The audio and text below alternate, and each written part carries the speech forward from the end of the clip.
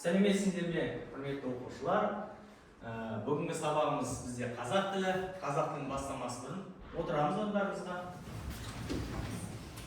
Балалар, бүгінгі сабақта жақсылап бір-бірімізден амандасып алу үшін WordPad формасы арқылы бір-бірімізді жақсылап амандасып алайық. Ол үшін сендер қазір тақтада шыққан цифрларды жұп-жұп отырып таңдауларың керексіңдер.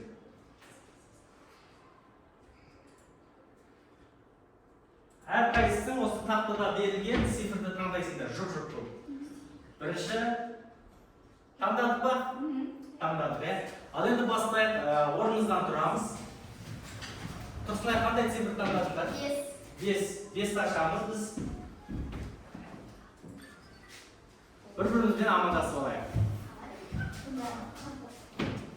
Жақсы.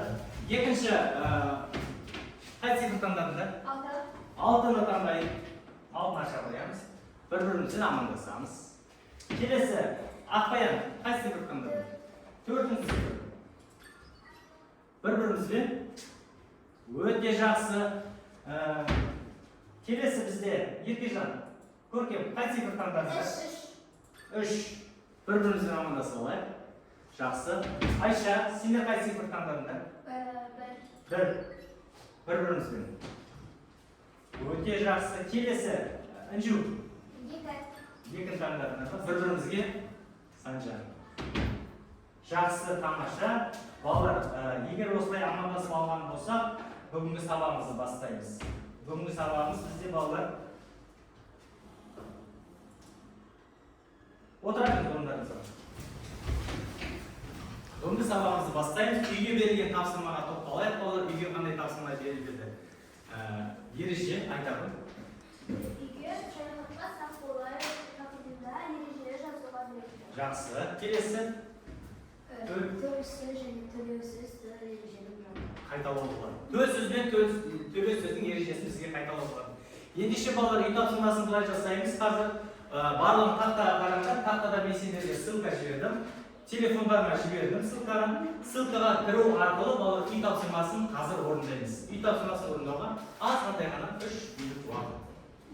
Телефондарына ссылканы жібердім.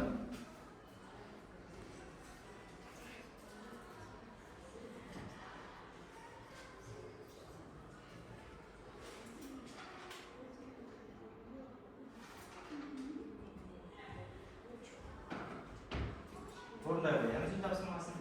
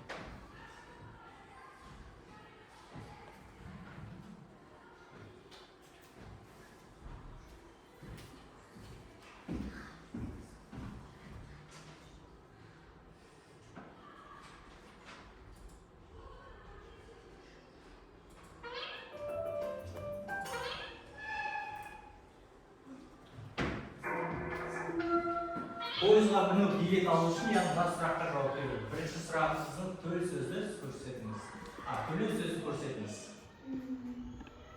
Телефонда басып отырсаңдар, әрдайым шығайды.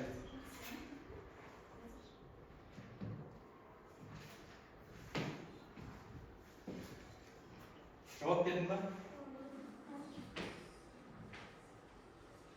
Балалар, игра деген жерде старт деген ба, соны басамыз, әрқардай үстін бассақ, өзі шығайды. Пойызға міндің ба? Жақсы, әрқардай сұрақтарға. Әр станцияға тоқтаған сайын сұрақтар болады, жауап бере беріңдер.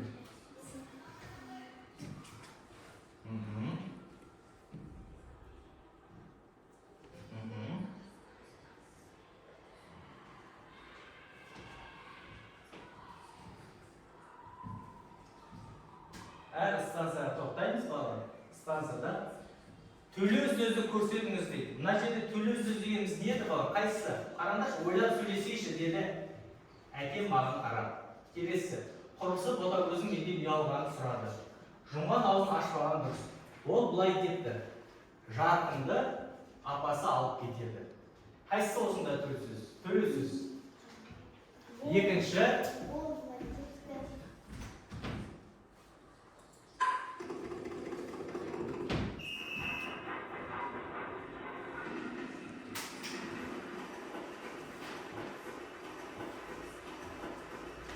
болғандар балалар қолдарыңыз көтеріңіз, мен қастарына келіп қарап шығамын. Жақсы. Өте жақсы.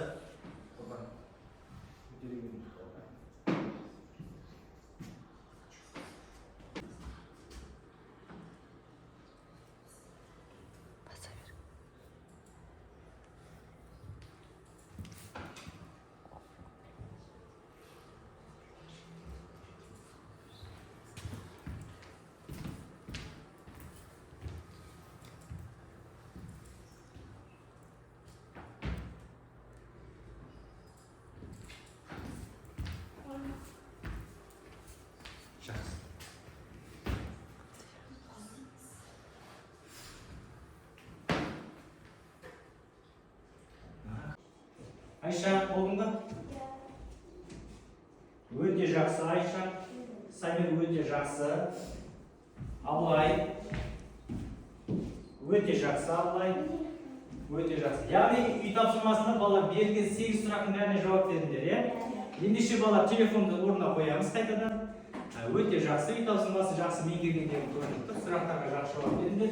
Келесі балалар біз келесі бүгінгі сабақтың тақырыбын ашпас бұрын сендерге мынандай бір суретті сөз жұмбақ жасап отырмын. Ребус. Кім осы ребусыма шешіп бере алады? Ойланайықшы. Сағат, құстың ұясы және сонысы бізде хат тұр. Саяхат, дұрыс айтасың. Қандай нұсқа бар ма? Саяхат. Саяхат өте жақсы болады. Ендеше дәптерлеріңді ашып бүгін жазамыз. Мамырдың 6 сынып жұмысы. Мамырдың 6 сынып жұмысы. Сабағымыздың тақырыбы Алматы қаласына саяхат жасаймыз балалар. Алматыға саяхат тақырыбы.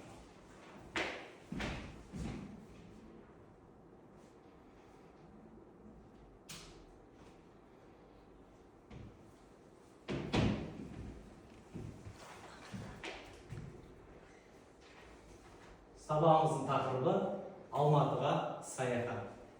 Сабағымыздың мақсаты балалар оқылым және тыңдалым материалдары бойынша негізгі ақпараттарды есімізде сақтаймыз. Және де төл сөз бен төлөө сөздің автор сөздің тыныс белгілерін дұрыс қоямыз. Сонымен қатар жинақы мәтін жазатын боламыз. Түсінікті ма? Ендеше келдік тапсырма бірінші. Балалар, бірінші тапсырманы бастамас бұрын Алматы тарихы тақырыбында видеоролик тамашалап көріп алайық сендермен. Барлығымыз видеоролик.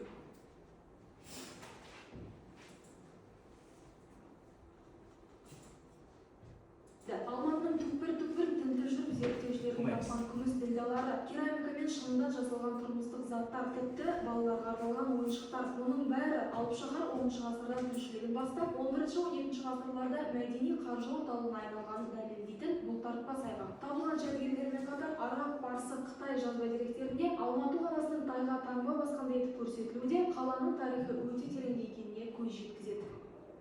Сол Махмуд Қажғари Іле өзенінің батыс жағында үлкен бір қала жайғасқан. Ол қаланың аты Яфинч. 11-ші ғасырда. Осы Яфинчті Алматы болу өте мүмкін деп біз осындай пікірге келіп отырмыз.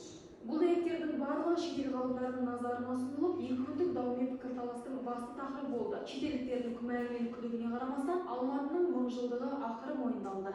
Алматинцы могут гордиться возрастом своего города, тысячелетним возрастом. Алматылықтар көне қалаларын мақтан тұта алады. Шынында да қаланың 1000 жылдық тарихы бар. Әрине бұны әлі зерттеу керек деген пікірлер де болады. Бұл тарих, сондықтан даусыз пікірталассыз бір шешімге келу өте қиын. Бірақ әлем ғалымдары Алматының жасы жайлы деректерге қазақ зерттеушілерінің пікірімен келіседі. Табылған тарихи жәдігерлер шетелдіктердің көзін жеткізгені соншалық, енді олар қала тарихы 8-9 ғасырлардан басталуы да ғажап емес деген ойларын да жасырмады. Тұшымды деректерде жоқ емес. Жетісу маңайына халық 30 000 жыл бұрын қоныстанған. Ал қола дәуірінде адамзат мұнда жер жыртып, мал шаруашылығын дөңгелеткен. Одан кейін бұл мекенде сақ пен үйсін мәдениеті қалыптасады. Осындай тарихы бар аймақта 10 ғасырдан бұрын да қала болмауы мүмкін емес дейді шетелдік ғалымдар. Казахские археологи возраст, примерно возраст Алматы. Қазақ археологтары 10 ғасырмен тоқтайық деген ұсыныс жасап отыр. Бірақ онда 8-9 ғасырларға жатқызатын құнды деректер бар. Мен шаһар тарихы 10 ғасырдан басталатынына күмән келтірмеймін. Бірақ келешекте қала одан да көне екен деген мәселе көтеріледі. Қаланың көне тарихы әлем бойынша мойындалды. Ендігі мәселе қаланың 10 жылдық туған күнін белгілеп, оны республикалық деңгейде атап өту. Мәдениет басқармасының басшылары мұны да міндетті түрде қолға аламыз дейді. Эта резолюция обращение в ЮНЕСКО. Резолюция қабылданды. Енді қазанда ЮНЕСКО-да сессия өтеді. Сол сессияда қалалардың жылдары белгіленеді. Осыдан кейін оны тойлайтын уақыт пен күні белгіленеді. Әрине, бұл жаңалық Алматының тарихы Лерн бекінісінен басталады. Шаһар іргетасы біздің арқамызда қалады деп кеуде соққан бәз біреулердің аузынан құм құйғанына шүбә жоқ. Әзірге қазақ ғалымдары осы тапқандарын қанағат қылып отыр. Бірақ келешекте қаланың тамыры бұдан да тереңде жатқаны туралы мәліметтер жарияланып қалуы мүмкін. Назым Дәуітәліқызы, Нұрбол Әбдікерімов, Алматы телеарнасы. Жақсы балалар. Видеоны тамашалап алдық па? Кітаптан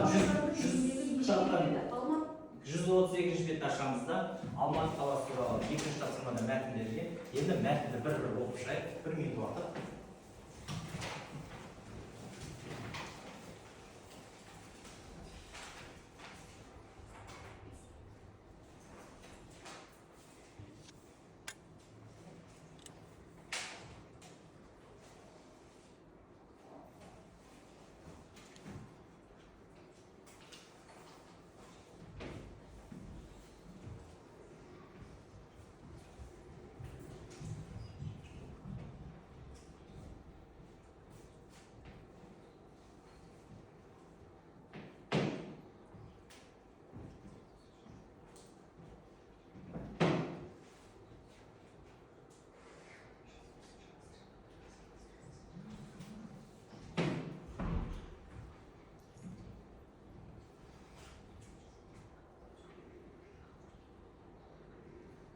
Жақсы балалар. Оқып алып мәтінді енді қолданып қоямыз. Маған қараңдар.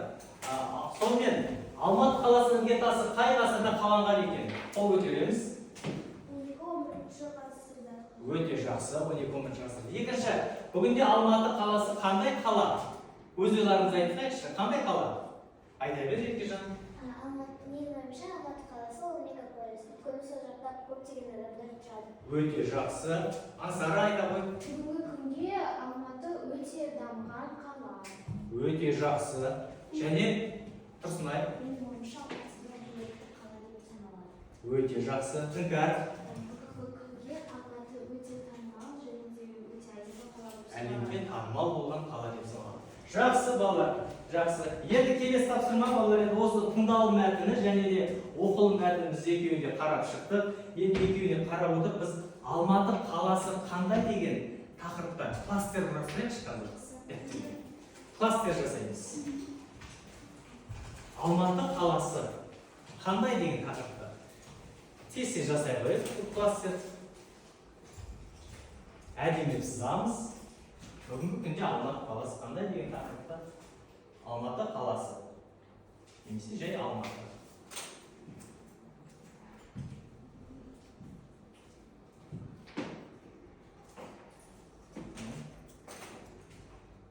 Ортаға қоямыз Алматы деп жазып.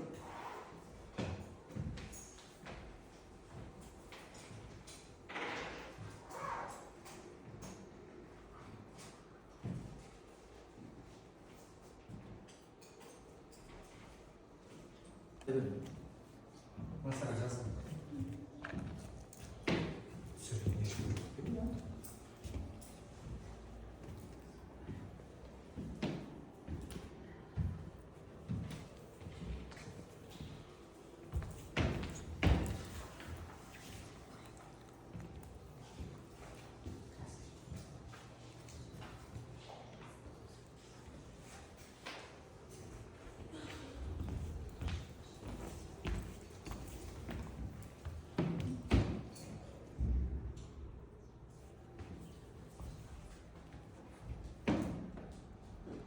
Балалар Алматы қаласы туралы класстер құрастыру керек болды. Кім болды? Қол көтереміз болғандар. Жақсы. Самир бірінші қол көтерген, Самирдан сұрайық. Самир айтады. қаласы қандай? Алматы қаласы өте танымал, үлкен, әдемі және көрікті қала. Тамаша. Келесі. Інжу. Алматы дамыған қала, көрікті қала, әдемі қала. Жақсы. Келесі. Аңсара. Алматы қаласы дамыған, танымал, көрікті, көне қала. Өте жақсы. Еркежан. Алматы қаласы үлкен қала, әдемі қала, танымал және әлемге дамыған қала. Өте жақсы. Еркежан айтады. Алматы қаласы мегаполис, дамыған қала, көптеген адамдар тұрады, әдемі көрікті қалалардың бірі. Өте жақсы. Ақбаян. Алматы ол дамыған қала, әдемі, үлкен, көрікті, танымал. Өте жақсы. Көркем.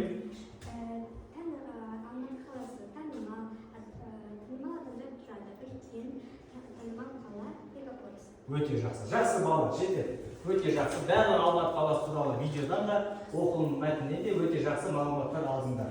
Біз Алматы қаласы бойынша кластер құрастырдық, иә? Алматы қаласы оқылым мәтінінен және тыңдалым мәтінінен түсінгендерімізді біз кластер әдісімен тағы бір қарап шығайықшы. Бірінші Алматы қаласы. Астана қала болған ба? Астана болған. Апорт алмасының отаны. Алматыда апорт алмасы бар ма? Әлемге танытқан бірден бір апорт алмасы. Мәңгілік алау бар. Желтоқсаншылардың. Одан кейін ең үлкен мегаполиске айналған Алматы қаласы. Аумағы 170 шаршы километр, бақша, сайбақ, гүлзарлар аумағы 8000 гектар жер бар. Еліміздегі ең үлкен қалалардың бірі және Алматы қаласында Көктөбе деген үлкен орталық, білеміз, Көктөбені. Жақсы балалар, өте жақсы. Енді алдарына берілген бағалау парағына өздерінің үй тапсырмаларың бар. Осы жасаған тапсырмаларыңды өздеріңді бағалап отырыңдар. Біз келесі тапсырмаға көшеміз, балалар. Келесі тапсырма бізде еркін микрофон деп аталады. Алматы қаласының көрікті жерлері туралы өзара сұхбат жүргізіңдер. Сұхбат жүргіземіз, сол сұхбаттарында төл сөз бен төле сөзді қатыстырып отырамыз. Жұптық жұмыс балалар. Екеуден біргеміз дағына Алматы қаласы, Алматы көрікті жерлері туралы өзара сұхбат жүргіземіз. 1 минут уақыт беріп, ақырын ойланып алыңдар. Дәптерлеріңе жазсаңдар болады сұхбатты. Алматы қаласы туралы. Біреуін сұрақ қойып, екінші жауап беріп, одан кейін екіншісін сұрақ қойып.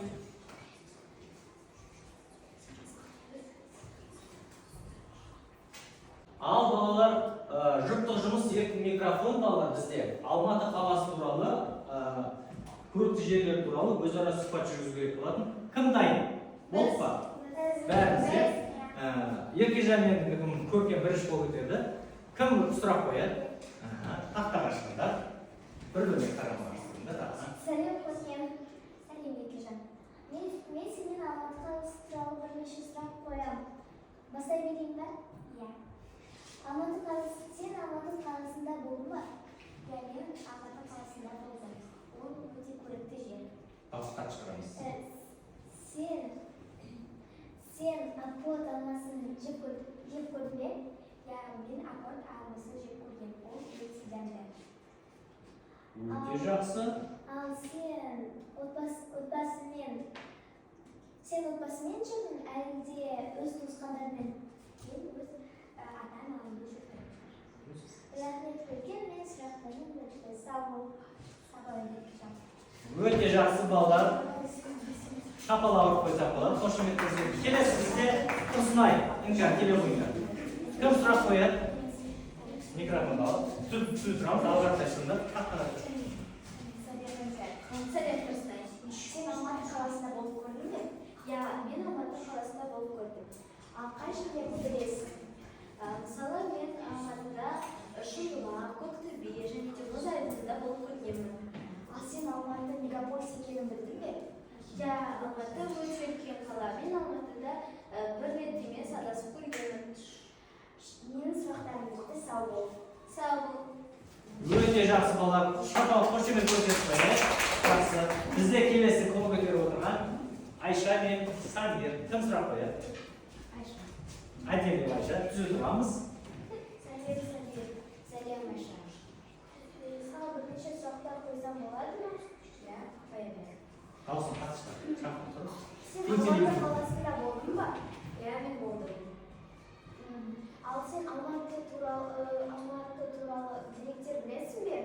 Алматы өте танымал көне қала. Ал сен Алматының қандай көрікті жерлерінде болып көрдің? Мен Шымбұлақ және Жануар саябағында болдым. Жақсы, мен сұрақтарым бітті. Сау бол. Сау бол. Өте жақсы балалар, өте жақсы. Келе қойды. Кім сұрақ қояды? Сәлем. Аңсара. Түсі тұрамыз, бір-бірімізге қарап. Келесі. Сәлем Еркежан. Сәлем Аңсара. Алматы қаласының көрікті жерлерін білесің бе? Я білемін. Мысалыға Көктөбе, Музей-медеу айтылмын. Бұл жерде болдың ба? Мен Көктөбеде болдым. Жақсы. Көрікті жерге? Иә. Ал басқа жерлерді білесің бе? Басқа жерлерді білмеймін. Жақсы, рахмет. Сау бол. Сау бол. Жақсы балалар, болды. Қошемет көрсетіп қоямыз. Осымен жұрттық жұмысымыз аяқталды. Балалар өз-өздеріңізді бағалап отыруды ұмытпаңдар. Сендердің алдарында әрбірінің алдында бағалау парақшасы бар. Сондықтан да сол бағалау парақшасына өз-өздеріңді бағалап отыру керексіңдер. Келесі тапсырма балалар бізде топтық жұмыс болады. Барлығымыз бір топ, екінші топ және үшінші топ. Сендердің қолдарына балалар мынандай планшет қазір беремін. Екеуден әр топқа артқа бұрыла қоюға болады. Кім сен жақында қоясың. Тапсырмаларды орындап шаршаған боламыз. Біз қазір Алматы қаласының ауа райына бір шолу жасап шығайық. Орнымыздан тұрамыз. Күн тып-тыныш. Ақырын жел. Кенеттен жаңбыр тамшылап жатыр. Жаңбыр қатты жауа бастады. Одан да қатты жауып жатыр. Айзағай, жаңбыр қатты жауып тұр. Жаңбыр ақырындады. Жаңбыр тамшылап тұр. Күн ашылды. Өте жақсы. Балалар, орындарыңызға отырамыз. Келесі тапсырма. Балалар қолдарындағы телефон арқылы кабинеттің ішінде берілген QR кодтар берілген. Кейбіреулерінің парталарында бар, артқа шкафтарында бар. Соны сканерлеп, ол жерде мәтіндер берген, сол мәтіндегі төл сөздерді төлеу сөзге айналдырып жазу керекпіз. Бұл топтық жұмыс. Орнымыздан тұрамыздағында QR кодты сканерлейміз. Барлығымыз. Интерактивті тақтадағында бар сканерлеп етуге болады.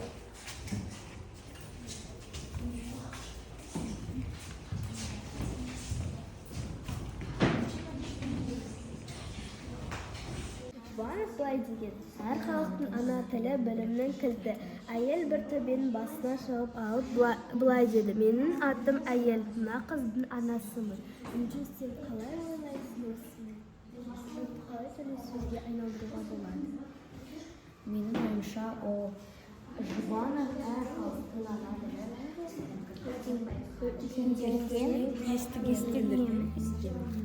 Естігенмін.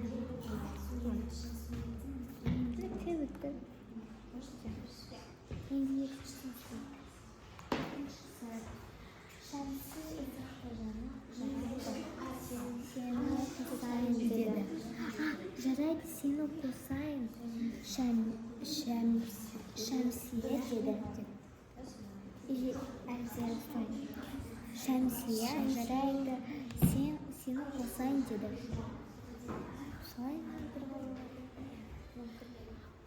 Кім бізден шығады? Аңсар және мен. Мысалға мен бірінші Аңсар Абай туралы айтады, мен қарт суретші суретін бітіремін деді деген айтамын. Ал жалғасын Аңсар айтады ма? Иә. Кім ең бірінші мәтінді оқиды? Если біз Абайды жазсақ, біз не дәрсе жазамыз, осыны төле сөздер дәрсе болады. Еліне сөзді нәрге жазуға болады. Болады шығар. Әжем бұрыннан келе жатқан әңгіме ғой. Мен де үлкендерден естігенмін. Жасына. Әжем бұрыннан келе жатқан әңгіме ғой. Мен де үлкендерден естігенмін.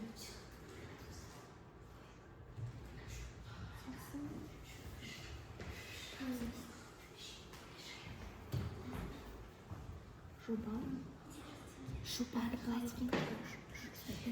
ана тілі халқын айтып кеткен. Жақсы.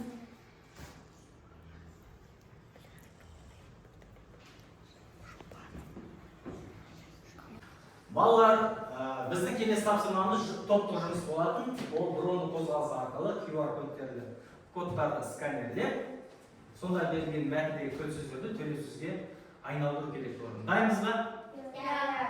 Үшінші топтан бастайық. Үшінші топта Біздің топтан Арман қызы тұрса, және де Досова Ансара шығады. жақсы, келе қойыңдар. Бізге бірінші мәтіннің өзін оқып бересіңдер. Содан кейін Мал жұтайды, өнер жұтамайды деген Абай. Абай өнердің жұтамайтынын, мал жұтайтындығын айтқан. Жақсы, келесі. Түнімен осы суретті қалай да бітіруім керек деп ойлады қарт суретші. Қарт суретші суретті бітіретін туралы айтты. Жақсы, Әйтелес келесі. аттың құлағында ойнайтын жас кезіміз деп бастады әңгімені. Әйтелес қарт аттың құлағында ойнайтыны туралы айтты. Ойнайтындығы туралы айтты. Жақсы. Жақсы бала, қағалар, қошемет көрсетіп. Екінші топта жауап беретін бар ма? Біздің топтан Нұрмұхамед Бекежан және Абдуллах Кальян Жақсы. жауап береді. Жақсы. Келіңдер. Біреуі мына нұсқасын, екіншісі келесі нұсқасы. Алға тамақ тұрыңдар, балалар алға тамақ тұрыңдар, тақталай беріңіз. Ертең жиналыңыздар, деді Ербол, баратын жеріміз алыс. Ербол ертең жиналатынын айтты. Жақсы. Келесі. Шәмсия ұзақ ойланып, жарайды, сені қосайын деді. Шәмсия сені қосатынын айтты. Жақсы. Бұрыннан Келесі. келе жатқан әңгіме ғой деп әжем ойланып қалды. Мен де үлкендерден естігенмін. Әжем бұрыннан келе жатқан әңгіме екенін айтты. Жақсы, балалар, қошемет көрсетіп. Бірінші топ біздегі. Айтады, Айша және Серікін. Сендердің топтарына Айша мен кел, тез-тез, жүр. Тұтамыз да. Ал. Жұбанов Владимир әр халықтың ана тілі білімінен күлді. Әр халықтың ана тілі білімінен күлді деп Жұбанов айтты. Әйел бір тобен басына шығып алып былай деді. Менің атым әйел, мына қыздың анасымын. Әйел сол қыздың анасы екенін айтты. Жақсы. Бар ма тағы? Жақсы, тамаша балалар. Үш топта балалар берілген тапсырмалар бойынша дұрыс орындады, иә? Тек қана біздің бірінші топтың бірінші сөйлемінде кішкене төле сөзге алыстау болып қалды. Жақсы, өте жақсы. Балалар алдарында бағалау парағы берілген. Көріп отырсыңдар ғой, иә? Бағалау парақтарында жеке жұмыс жасағанда, топтық жұмыс жасағанда, жұптық жұмыс жасағанда кім қандай қатысып отыр, сол өз-өздеріңді бағалап отырыңдар. Жақсы ма? Келесі тапсырма балалар бізде енді бүгінгі осы өткен сабағымыз бойынша балалар тақтаға қараймыз. Кері байланыс жасайық. Бүгінгі өткен біздің сабағымыз бойынша Алматы қаласына саяхат және де төл сөзді төле сөзге айналдыру бойынша Попс формуласын пайдалана отырып, бүгінгі сабақта не үйренгендеріңді 4 сөйлеммен жазып шығыңдар дәптерлеріңе. Бүгінгі сабақта не үйренгендеріңді 4 сөйлеммен жазып шығамыз. Ол біздің сабақтарда нені қолданып жүрміз? Менің ойымша, өйткені дәлелдеймін, қорытындыға келдім деген.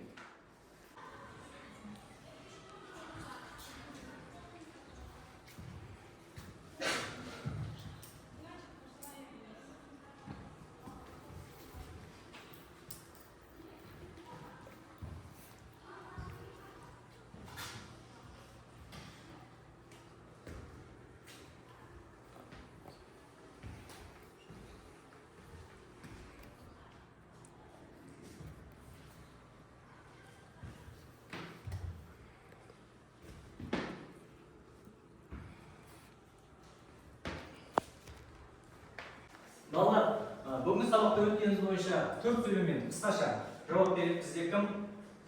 Айша бастайды. Бүгінгі сабақта біз Алматы қаласы туралы деректер білдік. Және де төл сөз бен төле сөзді қайталадық. Өте жақсы. Келесі. Менің ойымша Алматы туралы көп білдім. Өйткені осы сабақ өте қызықты өтті. Дәлелдейтінім ол біз топпен жұмыс істедік. Қорытындыға келдім. Осы сабақ пайдалы өтті. Сабақ пайдалы. Осы сабақтан бір не аламын дейсің, келесі тұрсынай оқисың ба? Менің ойымша Алматы қаласы мегаполис. Өйткені көп адамдар Алматы қаласын мекендейді. Дәлелдеймін, Алматы қаласының кең ғимараттары оны көрсетеді. Орнында Алматы мегаполис. Жақсы, өте жақсы балалар. Енді балалар бағалау парақтарында өз-өздеріңді бағалап отырдыңдар ғой, иә? Келесі балалар бізде білім қоржыны деп аталады. Бұл жерде балалар сендердің алдарыңа берілген мынандай асықтар берілді. Әрқайсының алдында бар ғой асықтар. Соны асықтарды. Егер де бүгінгі сабақ сендерге түсінікті болған болса, жасыл қоржынға саламыз. Егер де бүгінгі сабақта жай ғана түсініп қоя салдым дейтін болсаң, онда сары қоржынға, немесе әлі де іздену керек, осы сабақты мен түсініп бердім деген оқушылар болса, бізде қоңыр қоржынға алдарыңызға асықтарды салатын боламыз. Тұрамыз орнымыздан. Асықтарды салыңдар. Бүгін сабақты түсінсеңдер, ақырын салыңдар.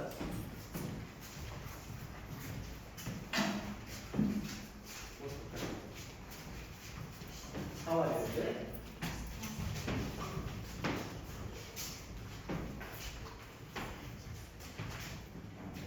Өте жақсы. Қолымыз қимылдаймыз тез-тез. Жақсы. Бәріміз салып қоя балалар, иә? Мынау барлығын түсіндіңдер ме сабақты өте жақсы. Қоржынның жақ бетін бесейік деп қойды. Көп салғандар. Ендеше балалар алдарында бағалау парақтарын жинап алайын. Бағалау парақтар маған беріңдер. Өте жақсы. Жақсы.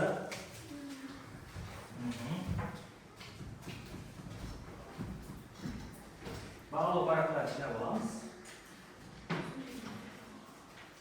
Жақсы балалар, барлықтарын өз-өздеріңді бағалапсыңдар. Енжу бізде сабаққа өте жақсы қатысты. 10 ұпай Санжарға, 9 ұпай топтық жұмыста көп көмектесіп отырды. Самир 10 ұпай депті. Айша өте жақсы қатысты сабаққа 10 ұпай. Шыныбек Еркежан 8 ұпай депті.